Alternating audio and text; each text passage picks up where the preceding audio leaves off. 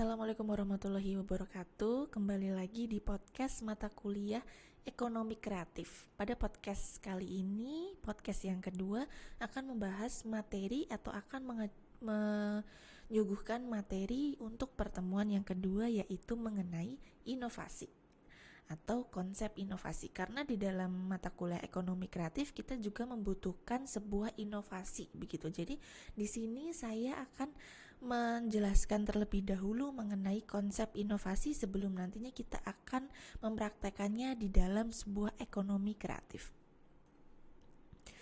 Jadi inovasi itu apa? Suatu proses untuk mengubah kesempatan menjadi ide yang dapat dipasarkan begitu.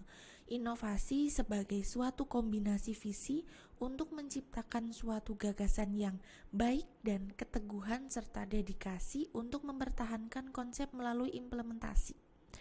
Dengan inovasi, wirausahawan atau praktek pemasar yang mempraktekannya gitu mampu menciptakan baik sumber daya produksi baru maupun mengelola sumber daya yang ada dengan peningkatan nilai potensi untuk menciptakan modal gitu. Kemudian di sini ada tahap-tahap inovasi nih. Yang pertama, pengajuan gagasan atau ide begitu. Jadi kita mengajukan dulu nih ide apa yang kita miliki, gagasan-gagasan apa yang kita punya begitu. Kemudian selanjutnya evaluasi gagasan.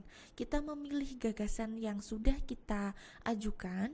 Ada beberapa gagasan yang mungkin telah kita ajukan. Nah, dari gagasan-gagasan yang telah kita ajukan, kita pilih mana gagasan yang ingin kita terapkan, mana gagasan yang lebih berpotensi. Kemudian yang ketiga, pengembangan gagasan dari konsep menjadi realitas. Setelah gagasan kita pilih, setelah gagasan kita ajukan, selanjutnya kita kembangkan nih gagasan tersebut dari hanya sebuah konsep menjadi realitas atau diimplementasikan. Nah, yang keempat, implementasinya nih, implementasi untuk mengupayakan gagasan dengan sungguh-sungguh. Prosesnya, kita melakukan dari gagasan yang sudah kita ajukan. Nah, di sini ada peran inovasi juga. Yang pertama, untuk mengembangkan produk baru. Dengan inovasi kita bisa menjadi lebih mengembangkan produk-produk yang terbaru dibandingkan dengan produk pesaing begitu. Kemudian desain proses baru atau dalam cara mengerjakannya nih. Dalam langkah-langkah mengerjakannya kita pasti akan memiliki inovasi yang lebih baru lagi.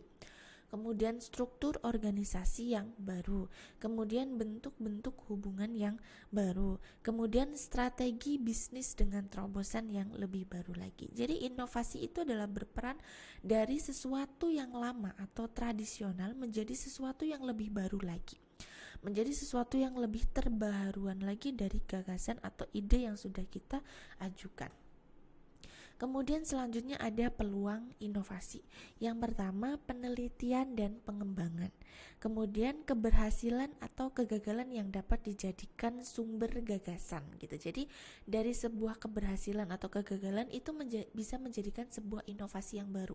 Apa sih langkah ketika kita mengalami keberhasilan? Apa sih langkah lebih baru lagi ketika kita mencari kegagalan? Begitu juga dengan penelitian dan pengembangan. Dengan melakukan penelitian dan pengembangan, kita akan mendapatkan sebuah inovasi yang lebih baru lagi, yang lebih banyak lagi. Kemudian adanya persaingan. Kemudian dari persaingan itu sendiri juga bisa menjadikan sebuah inovasi yang untuk menjadi modal kita melakukan sebuah kreativitas ke depannya. Kemudian dari demografi, kemudian dari perubahan selera, kemudian dari ipteks baru, ilmu pengembangan teknologi yang baru. Itu pastinya juga akan menjadikan kita menemukan sebuah inovasi. Inovasi apa sih yang bisa kita terapkan ketika kita mengalami sebuah ilmu pengetahuan dan teknologi yang lebih baru lagi? Pastinya akan cukup banyak kita akan mendapatkan inovasi dari ipteks yang lebih baru lagi. Nah, selanjutnya ada tipe-tipe inovasi nih. Dari Abernathy, Clark and Tit pada tahun 1993. Yang pertama, ada architectural innovation. Terletak pada produk dasar, proses dan terkait dengan pemasaran yang digunakan sebagai pedoman untuk perkembangan selanjutnya. Kemudian ada market niche innovation, yaitu inovasi yang membuka peluang pasar baru melalui penggunaan teknologi yang sudah ada. untuk mencapai keunggulan kompetitif yang berbeda dengan produk pesaing gitu. Kemudian ada regular innovation, yaitu melibatkan perubahan yang membangun pada produksi yang sesuai dengan pasar dan pelanggan yang ada gitu. Kemudian yang terakhir ada innovation revolusioner, yaitu inovasi yang belum pernah ada sebelumnya namun diterapkan pada pasar dan pelanggan yang ada gitu. Ini menurut STEM pada 2008. Jadi di sini ada beberapa tipe inovasi yang bisa kita jadikan acuan untuk nantinya kita itu ingin mengembangkan inovasi yang mana sih gitu.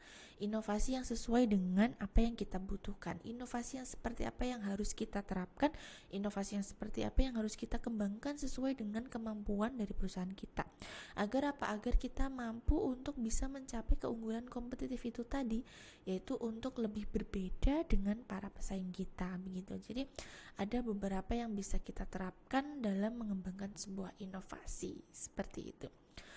Baik, terima kasih. Berikut adalah materi kita pada pertemuan yang kedua di kelas nanti di mata kuliah ekonomi kreatif, yaitu mengenai konsep inovasi yang akan diterapkan pada industri ekonomi kita gitu, pada industri kreatif kita atau pada ekonomi kreatif kita.